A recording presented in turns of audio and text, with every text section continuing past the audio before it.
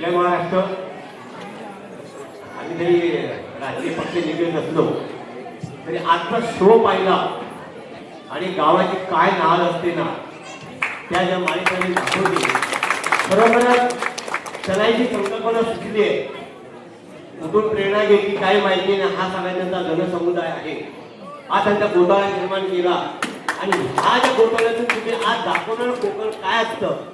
खरोखर बऱ्याच वर्षांनी मी नाटक बघितलं, आम्ही आहोत प्रेमी सगळे, पण काय वेळ काढत नाही आपण नाटक काय असतं ते आज खरोखर तुम्ही दाखवून दिला। हा नाटक नाही, ही खरोखर संस्कृती दाखवली त्यांनी आणि आज खरोखर कोकणाला कशाची गरज आहे, या युवा पिढीची गरज आहे।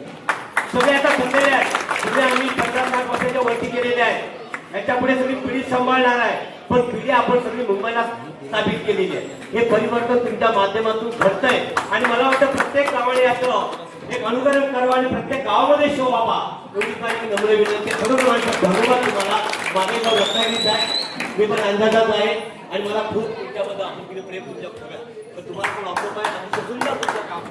खूप धन्यवाद आजच्या आपल्या सगळ्यांसाठी, तुमच्यासाठी सुद्धा, कारण तुमच्यामुळे हा क्षण आपण साजरा करू शकलो। धन्यवाद धन्यवाद धन्यवाद धन्यवाद।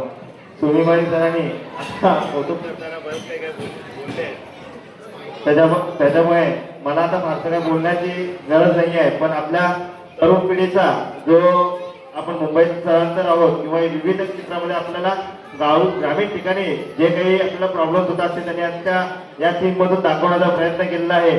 आपली मंडळ गाव पातळीवरती किंवा मुंबईत जरी राहिलो तरी आपला कोकण हा कशा पद्धतीने राहिला पाहिजे, आपल्या सोबत आपले राळ कशा पद्धतीने आपल्या गावच्या ठिकाणी राहिलेली पाहिजे, जोडलेली राहिली पाहिजे, याचं संपूर्ण वर्णन त्यांनी आज हे केलेलं आहे आणि मी त्यांना खूप खूप मनापासून धन्यवाद देतो की प्रत्येक जे पण आम्ही करत होतो प्रत्येक अपडेट त्यांना, मला वाटतं फक्त आम्ही 22 दिवसामध्ये हे सगळं कार्य पूर्ण केलं, याचं प्रत्येक अपडेट मी त्यांना देत होतो। आठवण